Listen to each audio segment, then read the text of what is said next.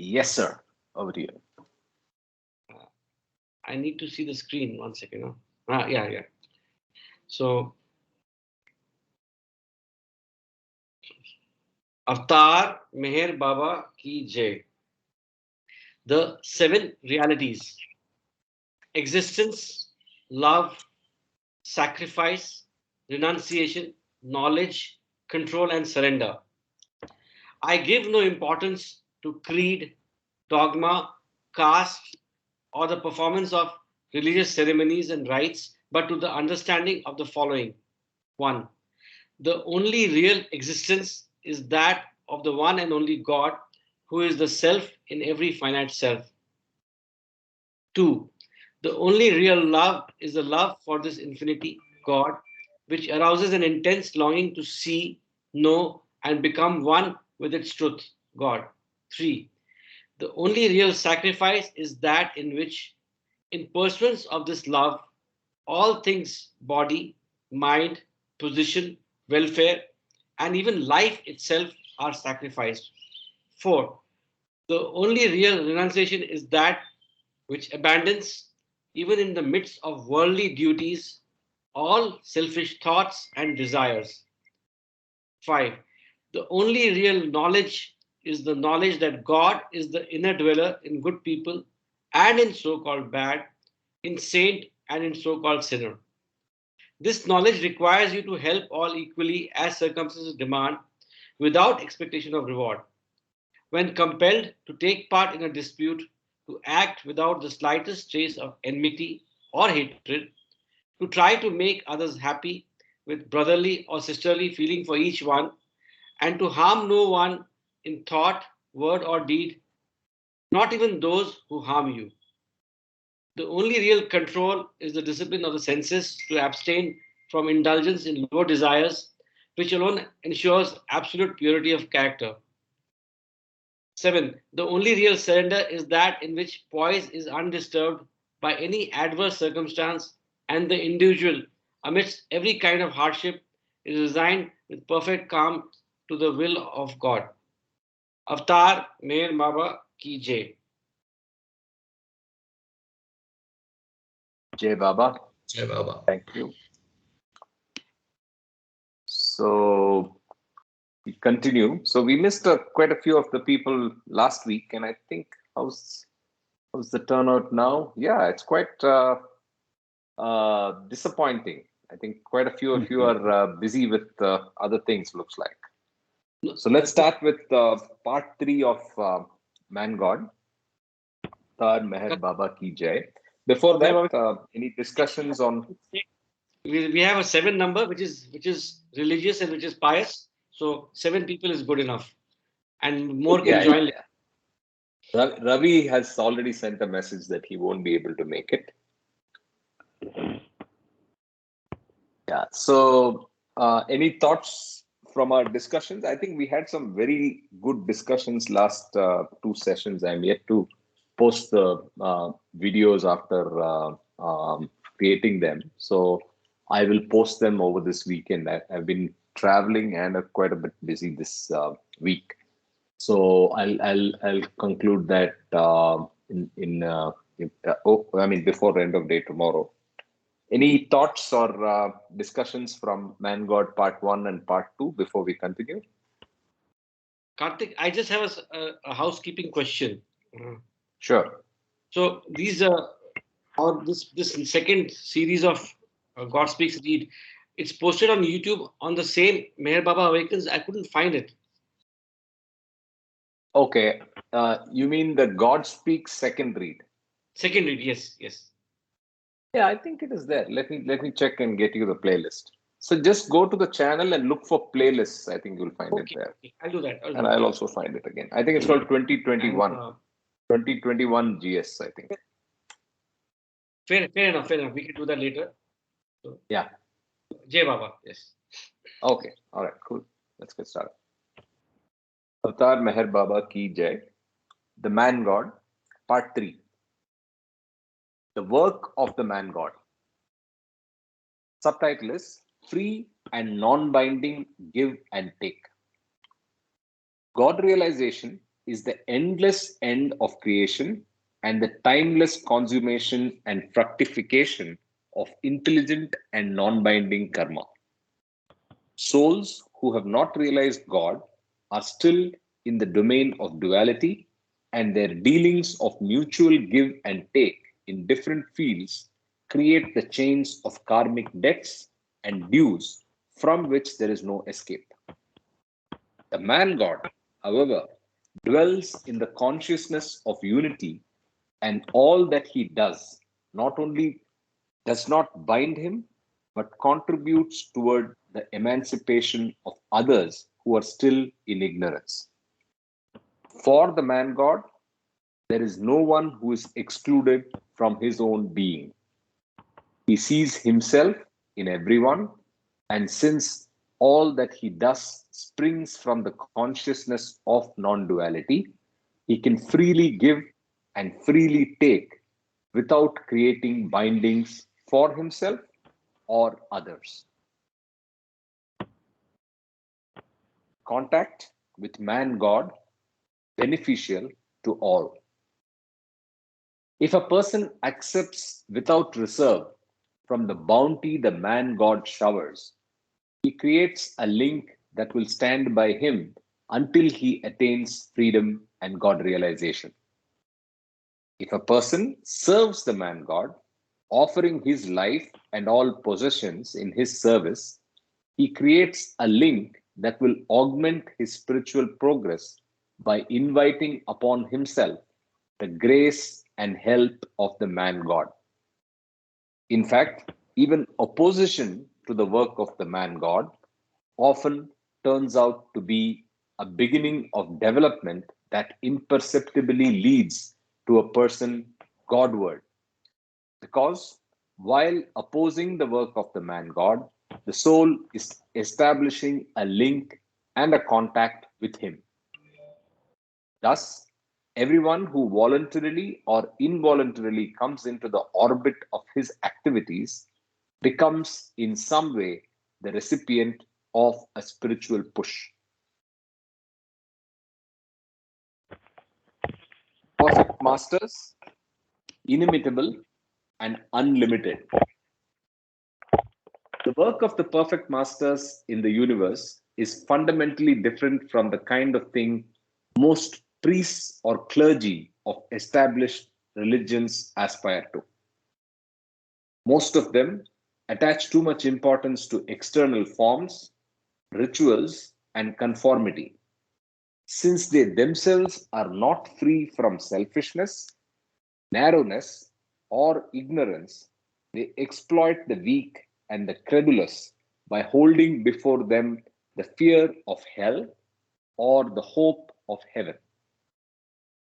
The perfect masters, on the other hand, have entered forever into the eternal life of love, purity, universality, and understanding. They are therefore concerned only with the things that really matter and that eventually bring about the inner unfoldment of spirit in all whom they help.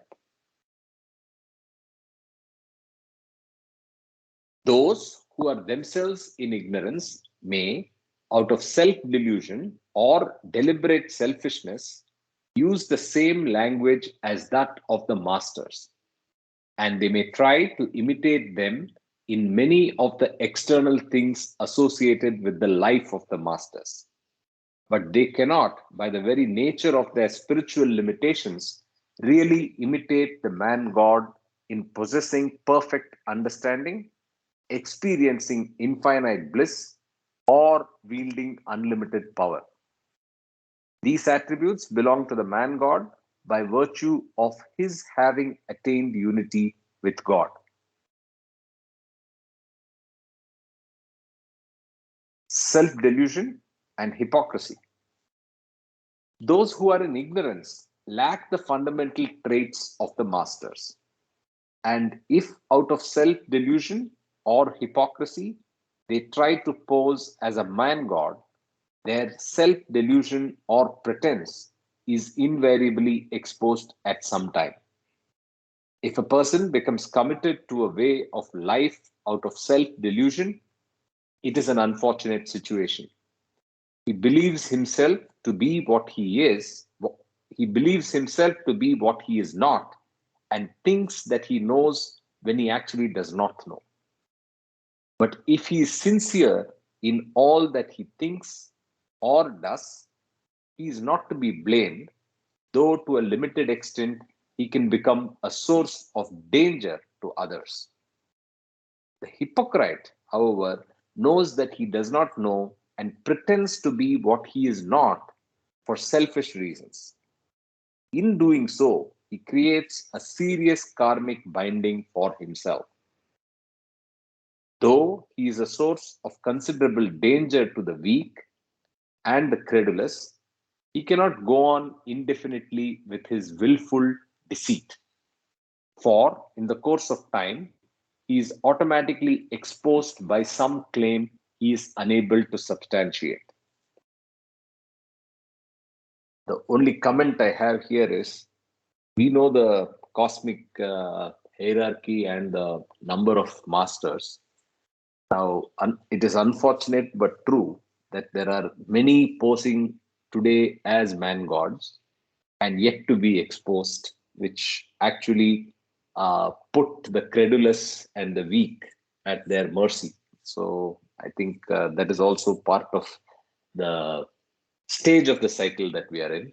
So we can't, I'm just making that observation because there are two references to this automatic exposure, but then exposure is still pending for a lot. See, invariably exposed at some time, and then again automatically exposed by some claim he's unable to substantiate. But if you take the 7 billion people on this planet at this time, it's a safe guess to hazard that at least a billion people are seriously attuned and aligned to one or more of the masters.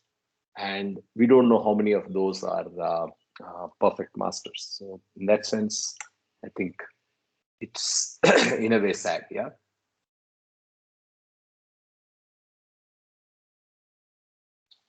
Any comments? No comments. Good. I have one comment. Sure. I think the gradation to the perfect master may not be in some of the claimants, or those who do not claim also, but they are recognized. They may be in different planes, and unless person says that I am God and I can do this and that and all that, but those who are in the planes may bestow some sort of a benefit to the community, knowingly or unknowingly. That also is a fact, I think. So, undoubtedly, if you take all of them, they have done significant good as well, right? So Yes. it's and as you said, they may be on different planes, but yeah, it's very difficult to tell who's who. Yes. That's what. Yeah. Okay. Man God may play role of aspirant. In the performance of his universal work, the man God has infinite adaptability. He is not attached to any one method of helping others. He does not follow rules or precedents, but is a law unto himself. He can rise to any occasion and play the role that is necessary under the circumstances without being bound by it. Once a devotee asked his master the reason why he fasted. The master replied, I am not fasting to attain perfection, for having already attained perfection, I am not an aspirant. It is for the sake of others that I fast. A spiritual aspirant cannot act like one who has attained perfection, since the perfect one is inimitable. But the perfect one, for the guidance or benefit of others, act like an aspirant. One who has passed the highest examinations of a university can write the alphabet without difficulty to teach children, but children cannot do what he can do. To show the way of divinity, the man God may often play the role of a bhakta, devotee of God, although he has already attained complete unity with God. He plays this role, though God realized, in order that others may know the way. He is not bound to any particular role, and he can adjust his technique of helping others to the needs of those who seek his guidance. Whatever he does is for the ultimate good of others. For him, there is nothing worth attaining because he has become everything.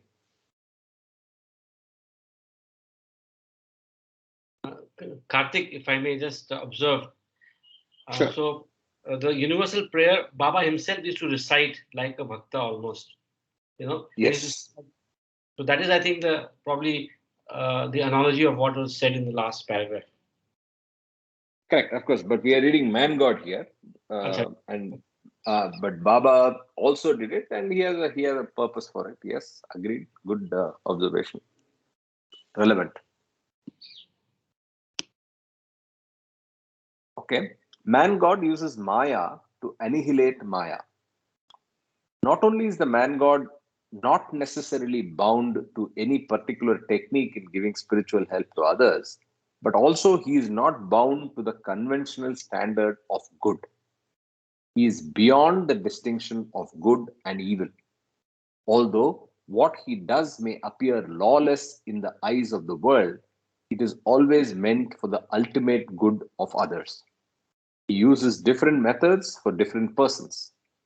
He has no self interest or personal motive and is always inspired by compassion that seeks the true well being of others.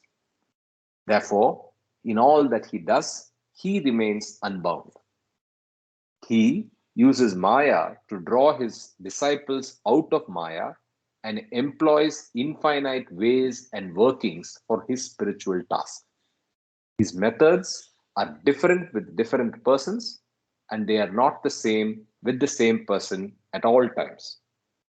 Occasionally, he may even do something that shocks others because it runs counter to their usual expectations. However, this is always intended to serve some spiritual purpose. The intervention of a short, shocking dream is often useful in awakening a person from a long, beautiful dream. Like the shocking dream, the shocks the man God in his discretion deliberately administers are eventually wholesome, although they may be unpleasant at the time. Saving a drowning person. The Sadguru may even seem to be unduly harsh with certain individuals, but onlookers have no idea of the internal situation and cannot therefore understand properly the justification of his apparent cruelty. In fact, his sternness is often demanded by the spiritual requirements of the situation and is necessary in the best interests of those to whom he seems to be harsh. A good and illustrative analogy for such apparently cruel action is when an expert swimmer tries to save a drowning person. It is well known that if someone is drowning, he has a tendency to cling to anything that comes to hand. In his desperation, he is so blind to the consequences that his thoughtless grip on the one who has come to save him not only makes it impossible for him to be saved, but is often instrumental in drowning the very person who tries to save him. In fact, an expert in this art of life saving must often hit the drowning person on the head and render him unconscious. Through this apparent cruelty, he minimizes the danger the individual is likely to create and so ensures success for his efforts. In the same way, the apparent sternness of the man God is intended to secure the ultimate spiritual well being of others. Jai Baba, Yeah. I think the last three paragraphs, one with the subtitle Man God Uses Maya to Annihilate Maya, and the analogy of saving a drowning person. So this analogy of saving a drowning person also directly or indirectly relates to the chapter of nonviolence, the six Violence, principles yeah. of violence and nonviolence. So that is something that is an example out here, where again the term Vivek and Vairagya needs to be used based on context, because we have a tendency, especially in the Baba community, to interpret a particular message as a general template, which isn't, because we know that every situation is unique. And there are sometimes paradoxical statements, both we know in the laws of matter as well as in the laws of spirit. As Baba says, don't worry, be happy. But the only worry you have to worry is not remembering me all the time. Kind of a paradoxical statement. The other thing is that um, man God uses Maya to annihilate Maya. Is that one example is Mahatma Gandhi when he met um, uh, Upasani Maharaj. Okay, so probably some of you would know that when Baba, after self-realization, went with the Mandali the first group of Mandali to Bombay and lived in Bombay, the other East Manzil-e-Azam, he directed, I think, I forget his name. His very close friend, who lived in Hyderabad in a Parsi Dharamshala later, uh, to write a biography of Upasani Maharaj. Interestingly, it was not published in English. It was in Marathi and Gujarati, if I'm not mistaken, or probably Urdu. And even the cricketer Wajifdar, used to be a Baba devotee, and they were asked to go and distribute these books. And Mahatma Gandhi had come across that book and read it. And Upasani Maharaj being a Sadguru, and of course, Meher Baba's own guru. And in 1931, when Baba and Mahatma Gandhi were in the same ship, they had this discussion where Gandhi told Baba about an incident that during the uh, mid between 1925 to 1930, when Gandhi was going around in the country and meeting people, he had been to Sakori to meet Upasani Maharaj, because Gandhi, of course, was spiritually inclined. So he had the opportunity to go meet Upasani Maharaj. And he introduced himself as, I am Mahatma Gandhi. And Upasani Maharaj said, he just, because he wore a gunny sack, he just opened the gunny sack and showed him his private parts and said, like, so what? And Gandhi was so shocked by the incident, because the impression one has when you are in the spiritual journey, if we don't know the metaphysics of Sadgurus and how they act, it made such a powerful impression that he thought to himself, this is not a Sadguru who is just a mad person. And he described this incident to Baba on the ship. And Baba, of course, laughed and told him, look, dude, you can't try to analyze the workings of a Sadguru. So, so that is why uh, it says occasionally he may even do something that shocks others because it runs counter to their usual expectations. However, this is always intended to serve some spiritual purpose.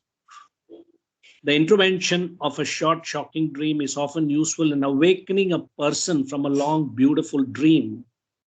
The shocks the man God in his discretion deliberately administers are eventually wholesome, although they may be unpleasant at the time. So I try always to see which paragraphs of Baba in Discourses relates to some real life incident, like a case study, which will make it much more impactful. And the other thing is, when we were talking about man God may play role of aspirant, I used to wonder about the five perfect masters, and what kind of activities they did. Now, if you dissect all the five perfect masters, each one had a unique way. Like Upasni Maharaj, surrounded by all these women, and like many guys, many people thought, what's going on?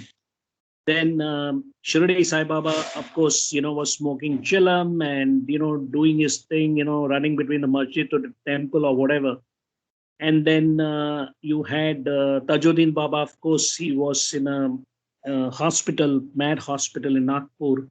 As we know, he was being harassed by people, devotees, because everybody is looking for material benefit. So just to avoid that, he decided to walk naked on the streets of Nagpur, and these so-called British Victorian ladies got shocked and they put him in prison. And he used to walk out of the prison, he could manifest outside. So he had his own way of doing, remember there is a story where he was a guest or a resident of this Nagpur, I don't know the exact name, like a king, royalty. And he used to, evacuate in his puja room, but that king or that patron knew that Tajudin Baba was a highly self-realized master. Whatever he did is he can't understand with the human mind. That is why the three sayings of Hafiz is very important. Whenever we come across situations where the mind is not able to reconcile certain situations, then the three Hafiz sayings may play a very important role. Likewise, Narayan Maharaj, lived like royalty. He had his throne, and he was actually funded by an ex-prostitute, and he lived a high life, but he was doing all these havans and pujas. In fact, after he did this big, Vedic ritual with a lot of priests in Bangalore, he dropped his body. His samadhi is in Bangalore, even though there is a controversy about Narayan Gaon, Kate Gaon, and all that.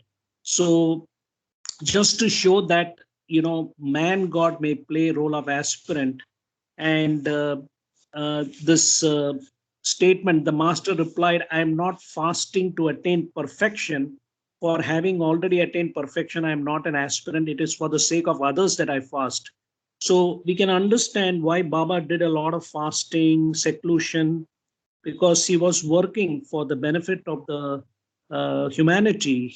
And Maya, of course, a spiritual aspirant cannot act like one who has attained perfection. And we have seen that with all the scandals that have happened. Probably this is also a part of the journey. I have personally gone through that. And one has to go through these kind of experiences and get betrayed, or, be naive, or be, foolish enough to follow somebody because of their miracle mongering and all those kind of things. And that is where Baba is very clear that don't even worry about involution, planes, and miracles and siddhis and so on and so forth, because it will lead to self-delusion and hypocrisy. So unless one reaches the fifth or sixth plane, one has to be very diligent and careful how we progress in our spiritual journey. Jai Baba.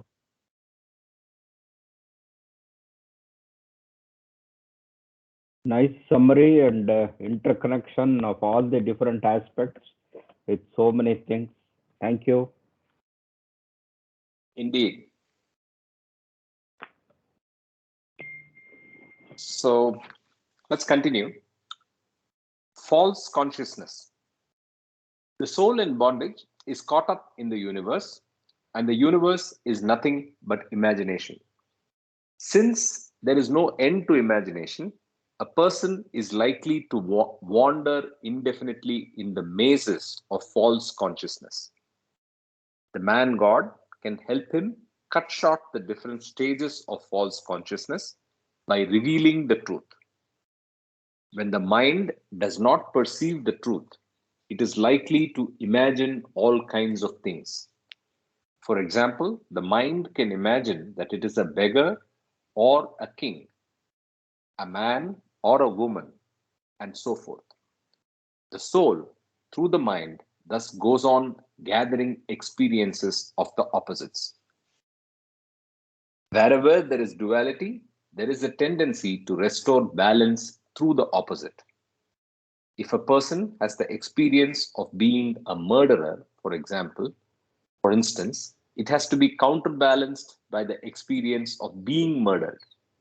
Or if one has the experience of being a king, this has to be counterbalanced by the experience of being a beggar. The subtitle is Seed of God Realization.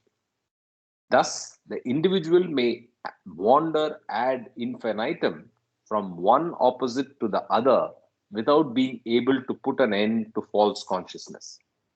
The man God can help him arrive at truth by giving him perception of the truth and cutting short the working of his imagination, which would otherwise be endless. The man God helps the soul in bondage by sowing in it the seed of God realization. But realization always takes some time to attain. Every process of growth in the universe takes time. Help of man God. The help of the man God is, however, far more effective than the help some advanced aspirant may give. When an aspirant helps, he can take a person only up to the point he himself has reached.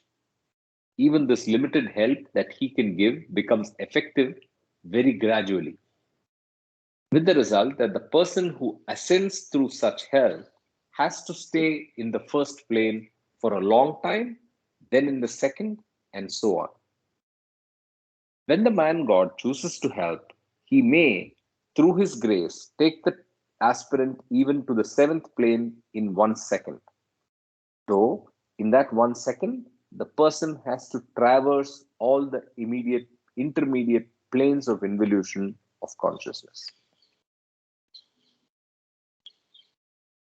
In taking an aspirant to the seventh plane, the man God is making him equal to himself. And the one who thus attains the highest spiritual status may also become a perfect master. This transmission of spiritual knowledge from the man God to his disciple is comparable to the lighting of one lamp from another. The lamp that has been lighted is as capable of giving light to others as the original lamp itself. There is no difference between them in importance or utility. Analogy of a banyan tree. The man God is comparable to a banyan tree. Banyan tree grows huge and mighty, giving shade and shelter to travelers and protecting them from sun, rain, and storm. In the fullness of its growth, its descending rooting branches strike deep into the fallow ground below to create, in due time, another full-grown banyan tree. It too becomes equally huge and mighty, giving shade and shelter to travelers and protecting them from sun, rain, and storm, and has the same potential power to create similar full-grown banyan trees. The same is true of the man God, who arouses the godhood latent in others. Thus, the continued succession of the perfect masters on earth is a perpetual blessing to mankind, helping it onward in its struggle through darkness. God-man, the Lord, and servant. The God-man, avatar, however, may be said to be both the Lord and servant of the universe at the one and the same time. As the one who showers his spiritual bounty on all in measureless abundance, he is the Lord of the universe. As the one who continuously bears the burden of all and helps them through the numberless spiritual difficulties, he is the servant of the universe. Just as he is Lord and servant in one, the God-man is also the supreme lover and the matchless beloved. The love he gives or receives goes to free the soul from ignorance. In giving love, he gives it to himself in other forms. In receiving love, he receives what has been awakened through his own grace, which is continuously showered on all without distinction. The grace of the God man is like the rain which falls equally on all lands, irrespective of whether they are barren or fertile, but it fructifies only in the lands that have been rendered fertile through arduous and patient toiling.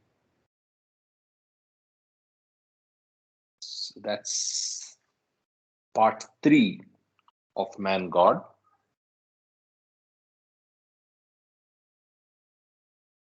Kama, you want to summarize this? Any comments, questions from others?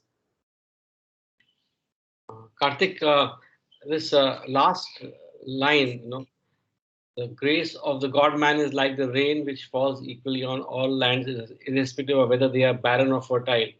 So there is, of course, some mention that whenever it rains, it is symbolic that is Baba's blessing, especially with respect to Mehrabad, which has had, which is water deficient at many times, and there were a lot of rain expectations. So this also could be a reference to the dryness which Mehrabad was passing through, and also whenever it rains, it is symbolic of Baba's blessings. Jai Baba. Correct. I have also heard this reference. Correct. Ashok, Jai Baba, I was reminded of Go ahead, Karthik, finish. Yeah, go ahead. No, Karthik, I go was ahead. reminded of intense effort and infinite patience. Oh, yes. IP. Yes. When I read this paragraph, I was reminded of that. IP. That's all we need to do. I mean, that's quite a bit, but that's what you need to do. Yes. Yeah, go ahead, Kama. So, Jai Baba, I think the way the last line that Ashok mentioned, the grace of the God-man is like the rain which falls equally on all lands, irrespective of whether they are barren or fertile. But the grace of the God-man fructifies only in the lands that have been rendered fertile through arduous and patient toiling, which, as Karthik rightly pointed out, arduous and patient toiling, intense effort and infinite patience. Correct. Second is the grace of the God man. Ramana Maharshi had a saying, grace is always around you, but you are not available to it. Similarly, Avatar Meher Baba's Nirguna Nirakar formless aspect, substate 2b, is available to all and sundry now for 100 years from 1969 to 2069, irrespective of wherever one is, whoever is available, whether he knows about Baba or not, if he is available, he or she is available to receive the grace, that grace is around us. It is like oxygen, the air is around us. It is how you breathe oxygen. If you're going to live in the city, you're going to have polluted stuff. If you live in the Nilgiris or the Himalayas, you can have nice, cool air, right? So the grace is always there, and it will definitely help those who are ready, uh, who are prepared themselves. Don't look for the perfect master, be a perfect student. Don't look at the teacher, look at the teachings. So the what Ashok said about the rain coming in Baba, I don't know. I would not. Yes, we have instances where Baba has helped, the Arangaon village, and part of the Duni thing did not happen because of that. But the first time you could say officially the Duni was lit so that Baba could help the Arangaon village receive rain. And then later on, the Dhuni thing happened for other reasons. If you remember the Manonash phase, when Baba was in seclusion in Mehrazad after he was traveling during his new life, there was a Dhuni built where he threw away, he had written all the different religions on a piece of paper, and that was thrown into the fire to show the significance that no more rituals or ceremonies are going to be of any significant effect. So, yes, the rain is a metaphor uh, for that. It doesn't have, it's just like sunlight. Sunlight is going to fall everywhere, but its usability is going to be dependent on, who is receiving it or who or what is receiving it. And then the last paragraph is about the avatar, God man, however, may be said to be both the Lord and servant of the universe at one and the same time, because as we know, the avatar is one who becomes a human being, whereas a Sadguru acts like one. We know the differences from God speaks. He comes to our level, he becomes us, he suffers like us. The God man is also the supreme lover and the matchless beloved. The love he gives or receives goes to free the soul from ignorance. In giving love, he gives it to himself in other forms. In receiving love, he receives what has been awakened through his own grace, which is continuously showered on all without distinction. I think this sentence confirms Ramana Maharshi's saying about grace being available all the time. And then when you have read the chapter on love, there Baba has clearly said, page 115, where he says, it is for love that the whole universe sprang into existence, and it is for the sake of love that it is kept going. God descends into the realm of illusion because the apparent duality of the beloved and the lover is eventually contributory to his conscious enjoyment of his own divinity. Very high sounding words, but this sentence, it is for love that the whole universe sprang into existence, and it is for the sake of love that it is kept going. So, from that essay on lover and the beloved, we know clearly that this whole divine game, ball game of love, is about knowing that the subject who is looking for the object of love is himself the divine beloved. So we need to kind of transcend our reading. I think that is why today we have only 7 people, because probably Baba said, hey, guys who are connected to Baba through the heart, stay home. You don't have to indulge in cerebral matching here. We are reading all this literature and trying to get some intellectual conviction. So on a humorous note, today when we said, hey, previously used to have 12 to 15 people, so many people have dropped out, including Mr. Ravi Bolu Bolu, unless he's drunk on his birthday. But that's a different story, But for me, this word, it is for love that the whole universe sprang into existence, and it is for the sake of love that it is kept going. I looked at myself and I said, how did I come into being? My parents made love and I became created. And similarly, Baba, the whole Big Bang happened, Vim, and in this divine dream, the whole creation has happened.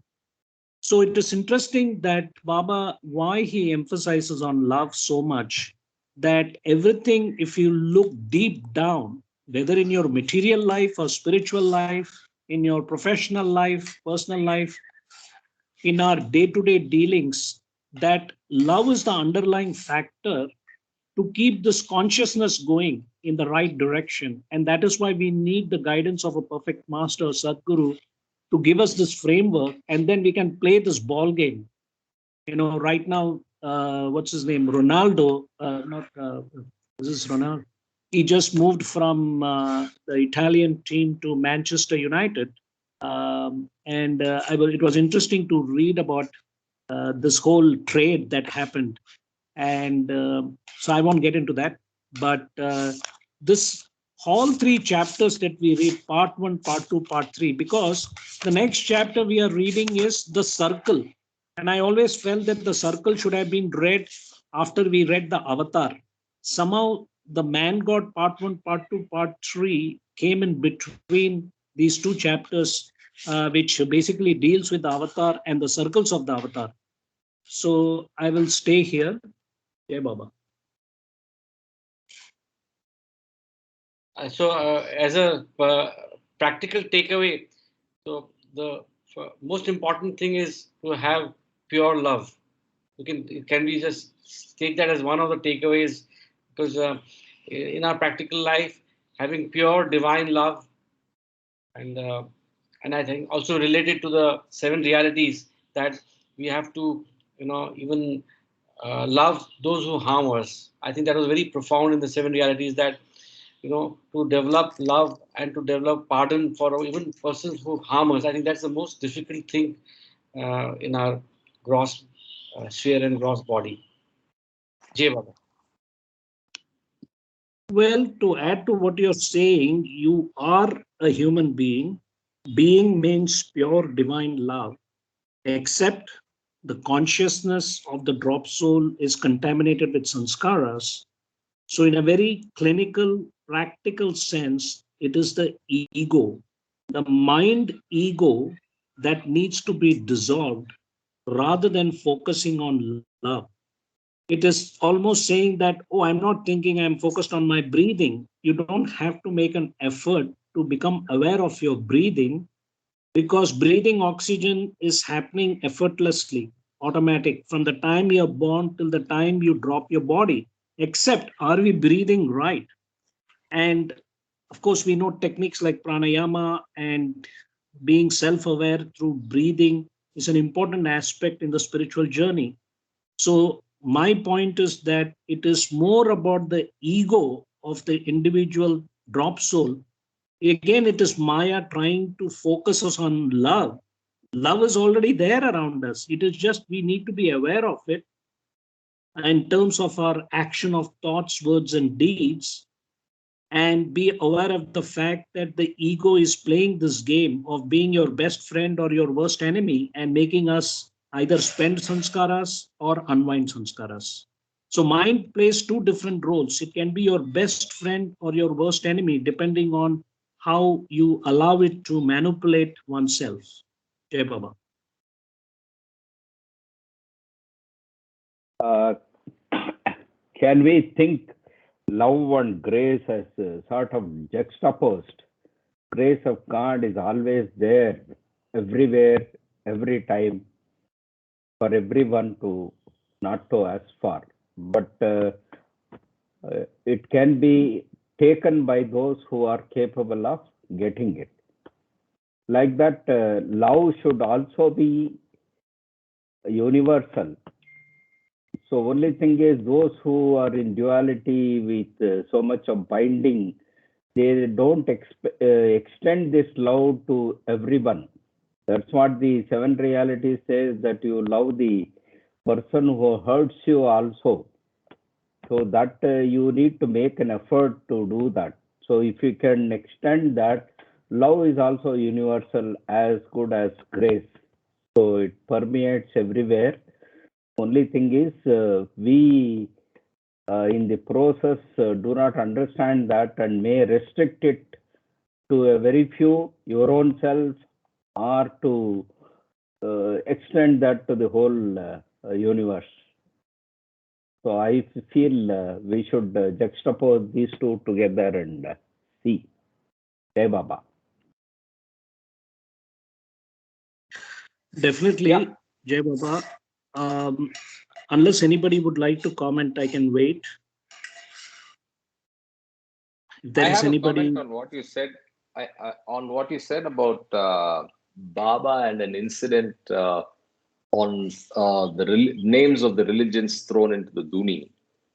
Now, in a very vague sort and in a very respectful way, what I observe is the fact of Duni itself is a ritual. So, was he specifically referring to abolishing of rituals, or was he just talking about organized ritual? I mean, organized religion. So, was he just saying put an end to organized religion as we know it, or was he specifically referring to ritual? Because the Duni itself, if you look at it, is a ritual, right? If you look at it in one frame of reference. So I was just thinking about that and wanted to see what others have to say on it. What I've understood about what you, the statement that you made during Baba's Manonash New Life, yes, both organized religion and rituals had to be eliminated.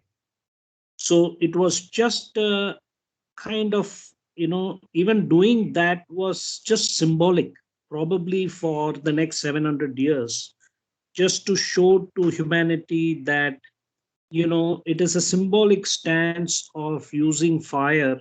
As we know, fire is very cleansing. So I would look at it from a symbolic point of view. As we know, Baba did a lot of things which are very indecipherable, describable by the limited human mind. That is one part. And of course, the significance of that, forget about the act. The significance of the act is, yes, complete elimination of rituals and organized religions. That is one aspect. Second is, you're right. I still I don't have the knowledge about, but did Baba say that you have to do this Duni thing every 12th of the month? Of course, we know that prayers at 7 a.m. and 7 p.m. is also not a Baba directive. It is something that the trust decided, or it is a good way for people to get together. And for people like me who are indisciplined, I am not self-disciplined, it allows me to wake up and have a bath and do some exercise and run to the samadhi and do the prayers. I like that. My motive is different. The intention for me is that it helps me to wake up and do something, even though it seems ritualistic. But I think for each one of us, it's a unique proposition. If you ask different people about the prayers, they will have different versions of it, why they like it or they don't like it. I mean, I personally feel that the poems or the things written by these American devotees or Australian devotees is not important. For me, the seven awakenings, there are other messages of Baba that are not being read. They are only reading the three prayers and the Gujarati prayer, Aarti prayer.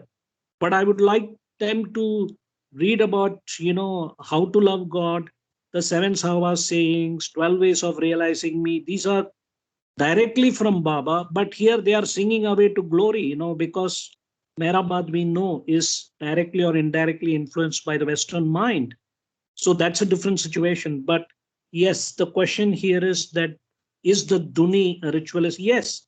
The fact of the matter is, initially you go, if you are an initial Baba lover and you want to do some things to connect with him, I believe that it helps the aspirant to throw away, because the whole significance of the Duni is throwing away your lust, greed, anger, and so on. And that's how I would put it. Hey, Baba. Acha, but one more thing I wanted to add to what somebody has to mute, please. What I want to also add is what Doc Mama was saying about grace and love. Yes, he's correct. The seven realities we have understood from the seven realities. The first two reality, existence and love, there are different aspects of God, which I've been writing, as you know: existence, infinity, divine love, truth, being, the realized self, Satchitananda, and so on. And definitely grace can also be looked upon that way. All these things are the reality can't be described. It has to be experienced, as we know. And so I'm going to just read the one paragraph or two paragraphs from page number 278, Man, God 2, which is the challenge for all spiritual aspirants. It clearly says here, again, whenever the word soul comes, please please look at it as consciousness of the soul. And when we are talking about God or Baba, let's try to subliminally imagine our innermost loving self. So let's have this parallel mechanism going on, like as if when you're watching a movie, you are aware of the white screen behind the movie, which is actually making the movie being projected. So this is page number 278, where the subtitle Man, God, Not Caught Up in Creation. What is spiritually disastrous for the soul still in bondage is not mere consciousness of creation, but the fact that consciousness is caught up in creation because of sanskaras. Thus, consciousness is covered with ignorance, and this prevents the realization of the divinity within.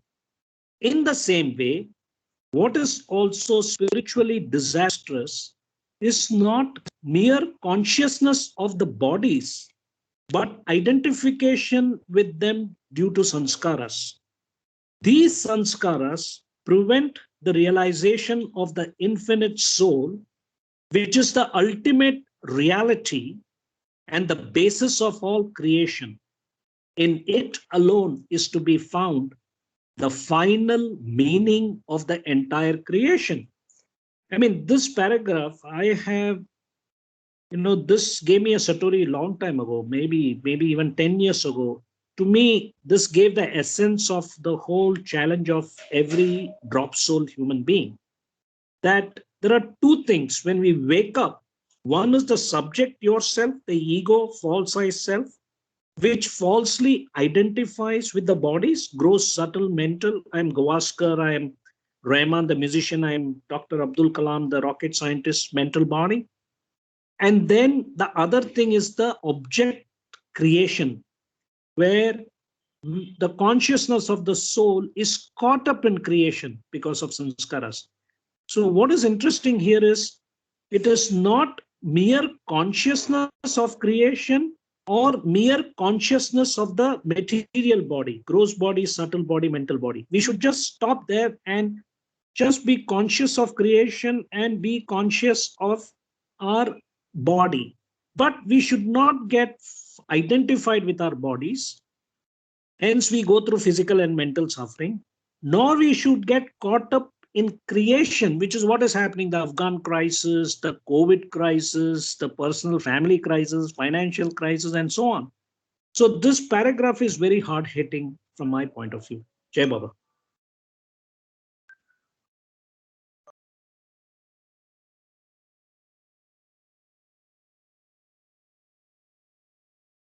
Cool. So That is not so cool. How to be cool with this struggle is the thinking process to be done. Okay. correct.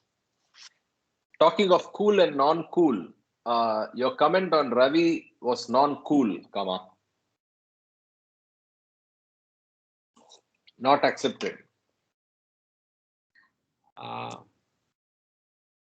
I understand, look, I am just, I'm not kidding because, we have our tit for tat, but of course, It was okay. It was okay if he was in the call. Let me Yes, put I it that should way. not back. So apologies, I took some sanskaras. That's okay. I will deal with it. But thanks for reminding me. I know we are a very, very, very pure group, and I should not pollute it with my own personal ego hassles with Ravi. So thanks for reminding, Jai Baba. And apologies. Sure. So let me start with the circle. Any other thoughts on? Yeah, Karthik, I may just take a minute. See, about the Dhuni, though it may be ritualistic, I think it's mentioned in the discourses about the rituals and karma kanda. There could be a definite reason that it is continuing, and Baba is allowing it. Because two things. Number one is that if you do it in the proper intent, and if you are totally devoted, that yes, I am getting rid some of my vices and sanskaras. So then, therefore, it's more than a ritual, and it could be taken as a solemn thing. So that's what I feel whenever I have gone to the Dhuni, is that go with total conviction and total devotion. although it's just a stick we put into the fire, but it could also be annihilation of our sanskaras. So that's what, of course, my personal. Ashok, that's very personal, and I respect it completely. But I will respectfully say something in response. This is the concept of a ritual is a slippery slope. Okay. Yes. Yes. We have seen that happen in this group, right? We all agreed that the reading of the 7 realities became a ritual, right? So the ritual conceptually is a slippery slope. It's only a matter of time before it becomes just what it is, which is a ritual. A ritual is always symbolic in all the religions, and it is for the human to go beyond the ritual and understand the underlying concept or the underlying goal of that ritual, what that religion tried to do. But it is followed more in default than in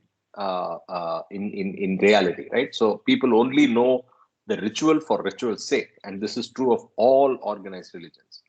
So my fear is you may be a very, very small minority, right, who makes this distinction and does the ritual not for the ritual's sake. But we have to be careful. And if you look at it, Baba has not done anything other than the Duni, which sounds like a ritual or looks like a ritual. Prayer is not a ritual. Prayer is a connection with God, and it's personal. And I don't know, maybe Kama is right. He's not even said 7 and 7, because I keep hearing from many that it's 2 times a day, and he has only said remember my name. That much I agree. I've seen that reference multiple times. So in that sense, Baba is very, very, very careful not to create any rituals or respect any rituals. Having said that, there must be a purpose, like you said, for Duni, and there must be a reason why it continues. Yeah. Yeah. So the bottom line is always remember him. Yeah. Thank you. Yes, Yeah, Jai yeah, Baba. absolutely. I believe that what Karthik said is yes. Baba wants us to remember him every waking moment. So definitely the prayers, the duni, all those things make some kind of impact, consciously or unconsciously, on the aspirant. As long as we are aware that these reading, Baba said, when you read the prayer, I am with you because I am done it, and I'm doing it so that when you read, you will know that I am present. And that is again the realized self. The self is everywhere. There are a lot of subliminal aspects to Baba's messages that we all are able to become aware when we are ready for it. We know in the last 1.5, 2 years in our own reading, in our journey, we ourselves have evolved in many ways in understanding the literature.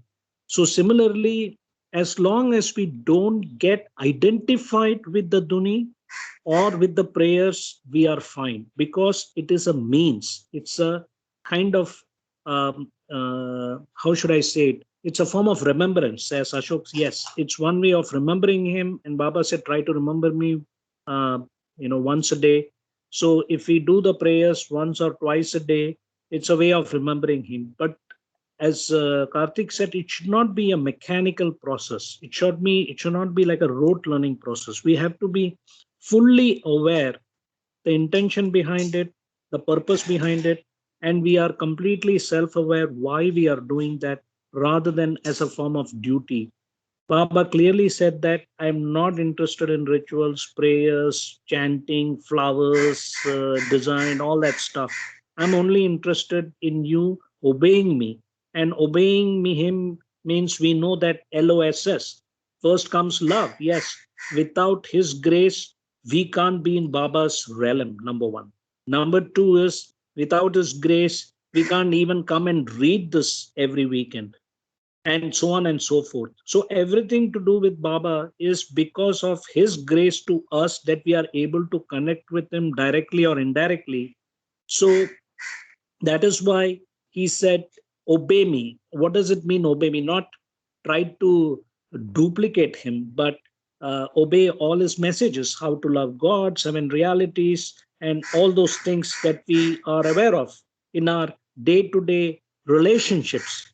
To me, love is all about how you relate in your waking state daily with both animate and inanimate objects. That to me is what I have understood from what Baba says, love me. It was a very difficult thing for me to say, why is someone saying love me? But what he is saying is love me means because I am yourself, the pure self. So yes, these things are helpful, but we should not get identify with it. We should just use it as a means to emancipate ourselves. Jai Baba. What do you mean by loving inanimate objects? Loving inanimate objects means that there is no difference. But see, the Western mind has See told God in us that, everything and love everything. yeah, exactly, because God self is in everything, from subatomic particles we know which keep changing constantly in the super collider, right at the Big Bang.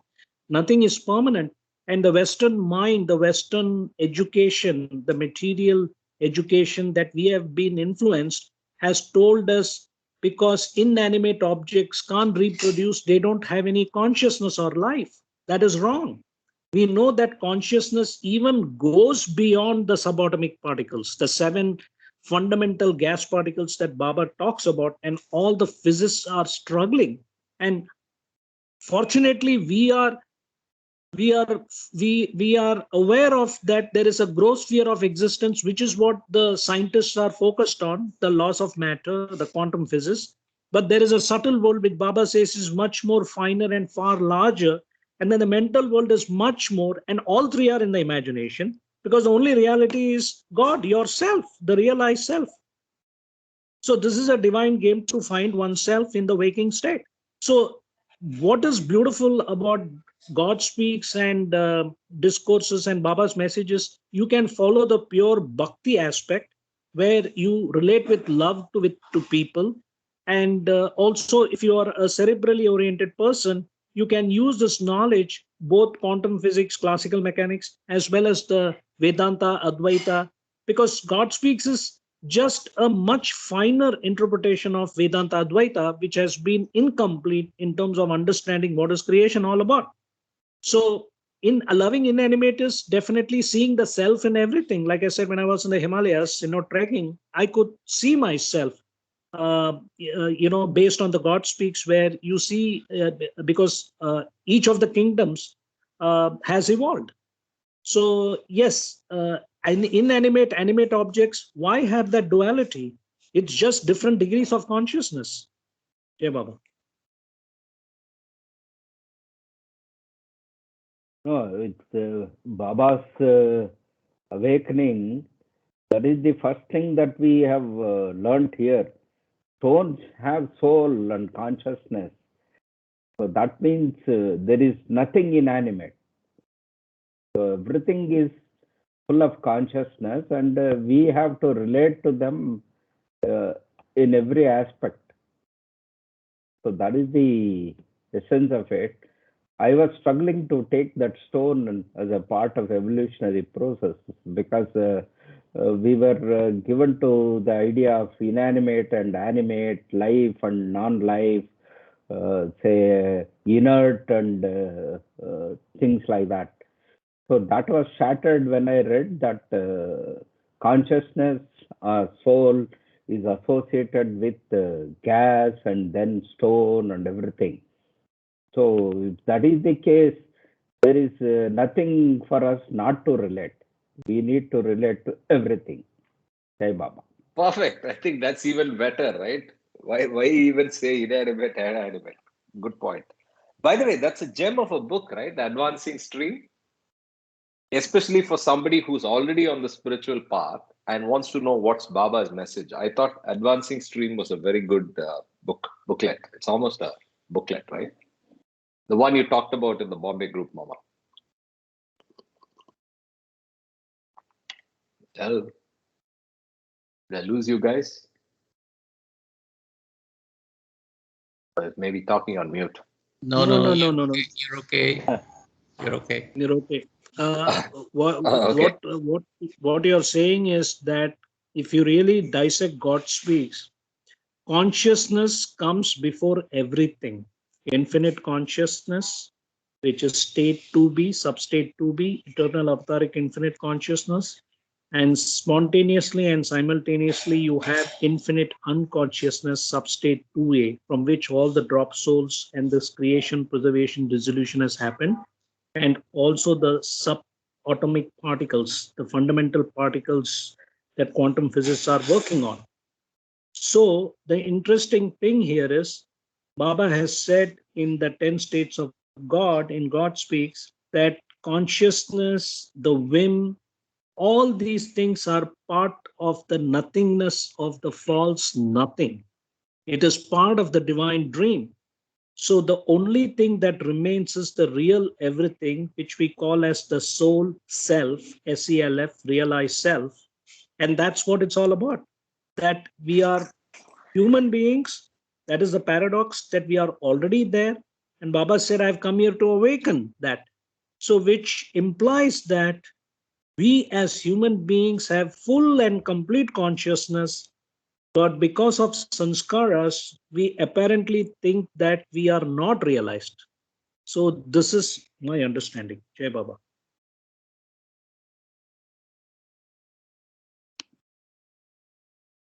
Agreed on that.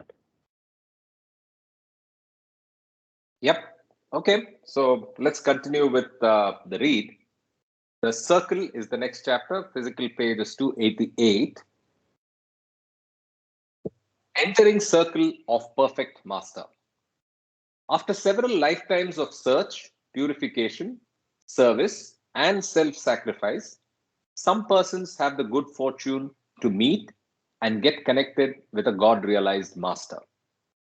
Through their several lifetimes of close connection with the one who has now become a perfect master, and through their love and service for this master, they enter into his circle.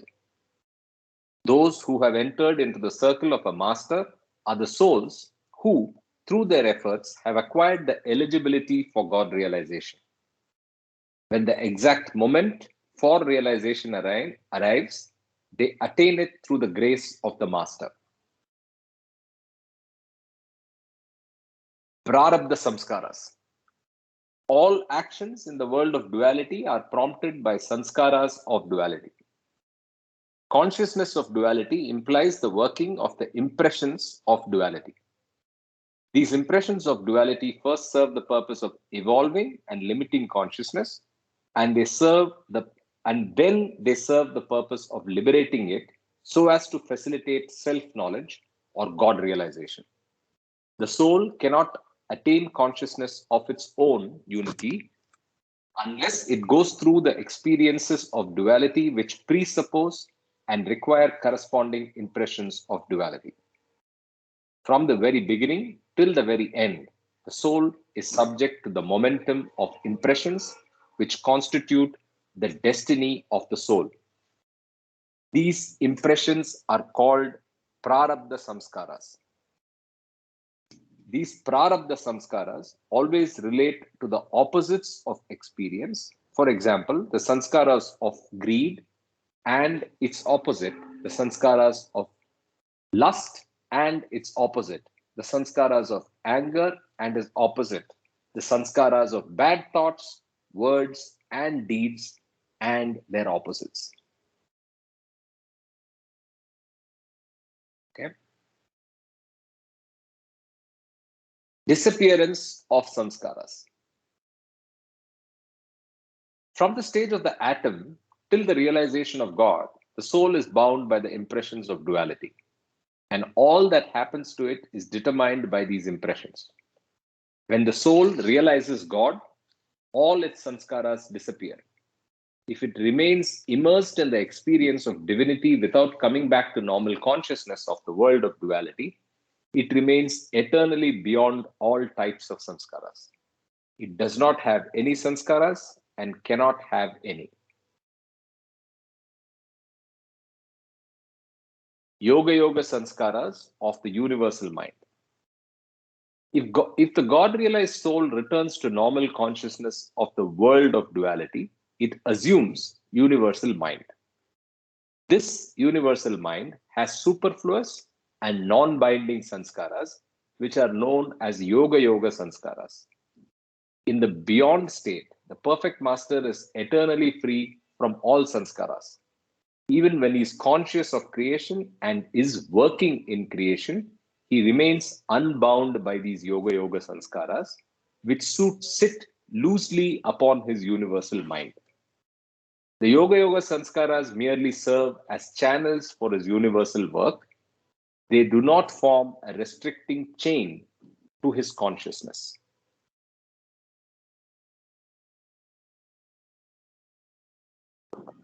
Function of yoga sanskaras.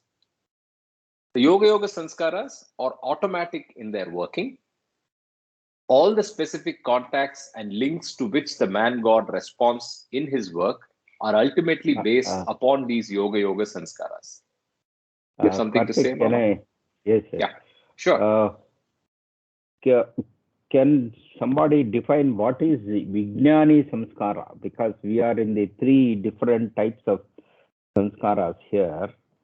One is the regular samskara that we experience, then the yoga samskara of the perfect master. And what is Vijnani Samskara? It's coming on page number 291. Let him finish the whole chapter, then we can discuss the comparison. It's right below. It's right below, I think. Yeah, I think. Perfect. So, but I have a question on both the Prarabdha Samskaras. I think Prarabdha is related and dwelt upon at length in Advaita Vedanta and our Hindu scriptures. Is there reference to yoga and Vijnani Samskaras? Has anybody come across this in Hindu literature? Maybe not as yoga sanskaras, but yoga karma, or prarabdha also is not with the word samskaras, right? It's only with prarabdha as we know it. So has anybody come across that? I think we only know of Prarabdha karma because in a way, I feel, this is my personal opinion, having done Vipassana, which is the Buddhist school of thought, that, as you know, the word samskara or sanskara, there is, a tongue twisting samsara, SAMSARA, which is the wheel of birth and death. Then there is samskara, SAM for Mary, samskara, and then Baba used sanskaras. Sanskrit, I think both are used, but then Buddha was very smart because Sanskrit was considered the scholarly language. To make it to the layman, he invented called Pali, which is basically nothing but change in intonation. Karma became kamma, Kamma. Sanskara became samkara, and dharma, Dharma in Hinduism became dhamma, Dhamma. So prarabdha karma, of course, Hinduism being older than Buddhism, that prarabdha karma was used, and then here Baba is using prarabdha samskaras. So it's beautiful in a way. For me personally, the prophets that connect closely to Baba to me is, in terms of love, you have Lord Krishna. In terms of sanskaras, it is Buddha from a very intellectual point of view. So coming back to your question, yes, I personally have not heard the yoga. Vijnani, probably, I think if we do some internet search, we might find something. Yeah, Baba. Thank you. And in that came a little nugget. That's interesting. So Pali was basically used as a medium of communication to make it more palatable and ready for palatable Pali. Okay. So it was more to make it reach the masses. That's interesting. That's a nice nugget. I've never heard of that before. Well, I know very little about Buddhist literature, to be honest. That also removes a lot of this raw and then the combination of words and Dharma Yeah, became so Dhamma. Sandhi. Sandhi is very Yes, tough in yes, Sanskrit. Yeah. yes, yes. Uh, yeah, it's very scientific. I love the language, but it's you have to learn it the right way, and you have to get the right teacher. And I'm so blessed that I chose that in school.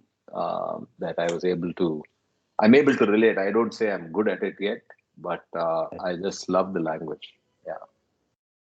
Okay, let's continue. So we finished Yoga Sanskaras of the Universal Mind. Now we'll continue to the next subtitle, which is Function of Yoga Sanskaras. The Yoga Sanskaras are automatic in their working. All the specific contacts and links to which the man God responds in his work are ultimately based upon these Yoga Sanskaras. They do not create a veil on the universal mind. They do not constitute a cloud of ignorance.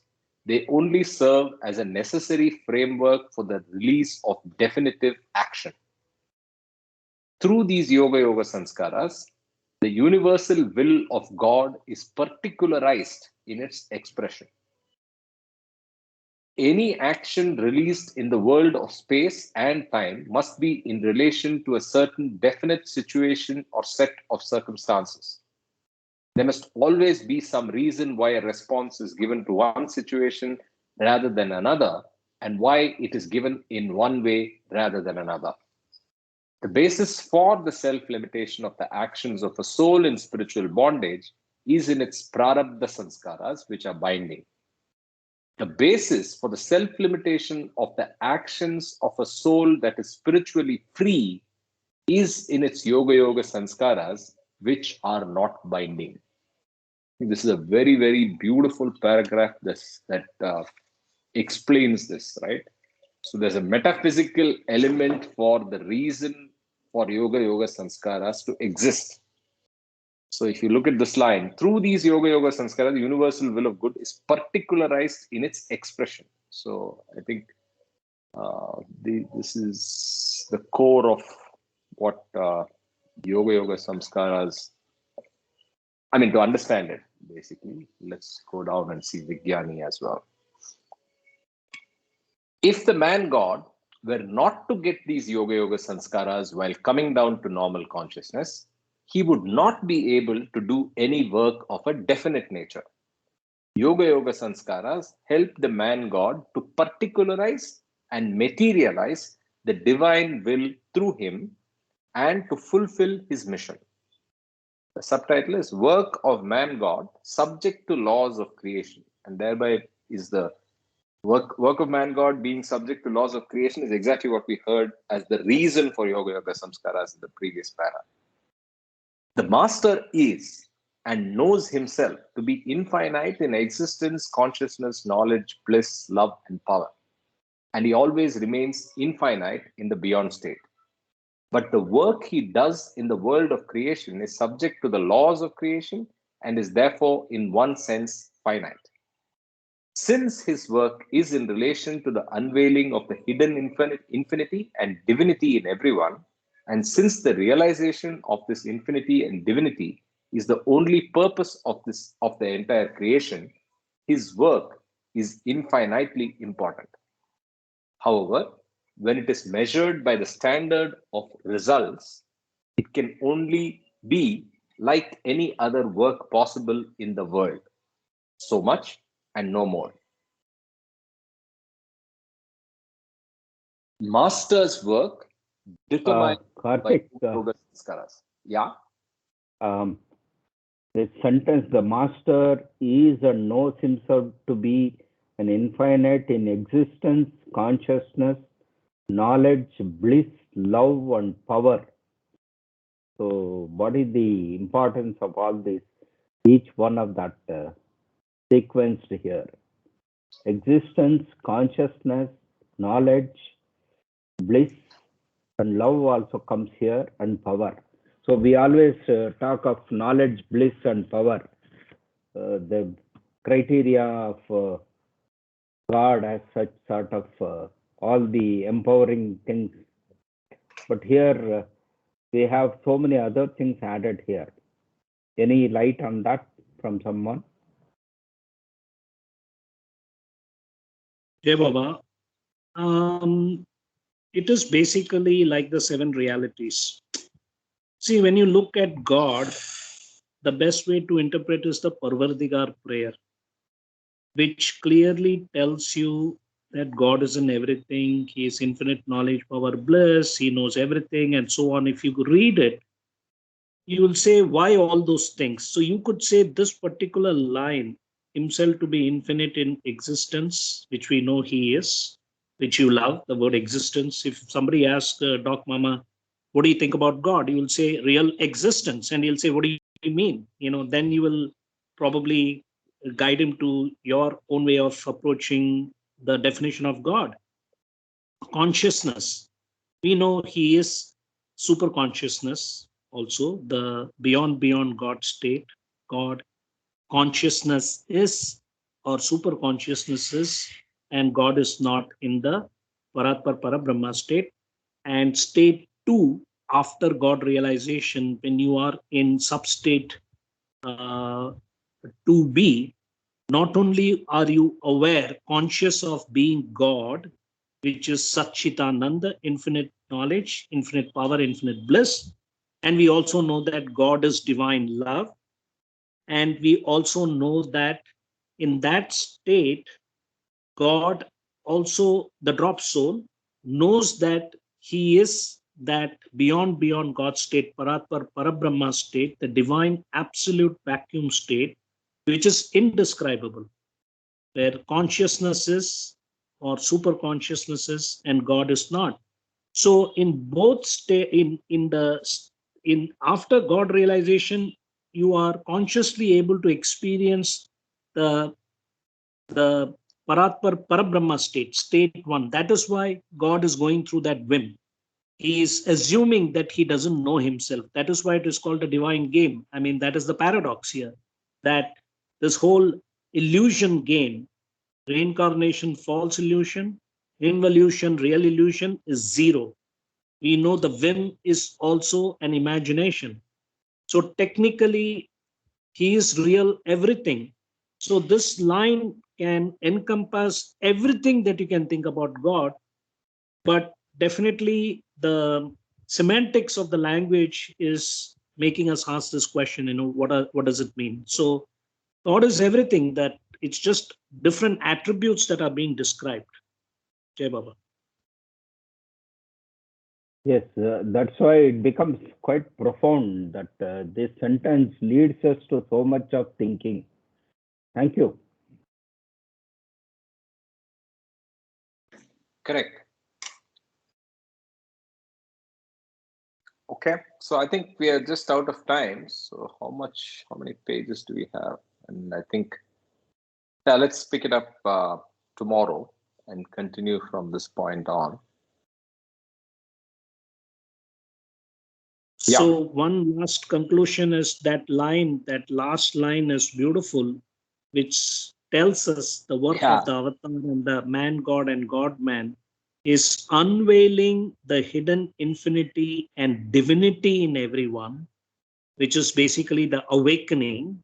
And since the realization of this infinity and divinity is the only purpose of the entire creation, his work is infinitely important. However, when it is measured by the standard of results, it can only be like any work possible in the world, so much and no more. That is a repartee. It's almost funny. Yeah. Last line. He's telling you, dude, it's a joke.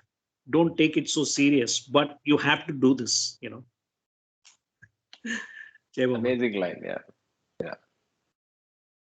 So where has the bus reached? Oh, the bus has dropped off. Okay. Namita was on some time back, so I was going to ask, where has the bus reached? Woodlands, I think. The weekend bus tour. Yeah, she's far away somewhere. Yeah, sure. I get unseen, unknown areas of Singapore while seeing some of the Facebook postings of Navita. That. So Is it's Sunil truly and random. So Nomita? it's the first bus. It's the first bus that shows up. She just gets in, or there's a plan.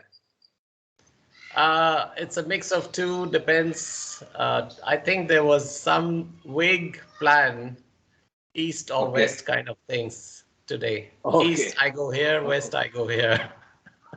Okay. Interesting. I like the idea, and it works well for a place like Singapore. It does, yeah. You can't get lost here anyway, yeah. Yes. I took a bus ride after a long time yesterday, coming back from the airport, so that was good. Yeah. Okay, so anything else before we wrap up? Oh, she said Nothing. something. Well said and summary is Kamaji. Okay, so that's Nomita, sometime back. Yeah, that was Oh, a she's while ago. back, or she's. No, that was a while ago. Just notice. Okay. All right. Okay. Thank you, everybody. So let's catch up tomorrow. Jai Baba, and have a great Saturday, and look forward to seeing all of you on Sunday. Avatar Meher Baba Ki Jai. Baba ki jai. Thank you. Ashok looking trim and proper with a new haircut. Thank you. At home, or you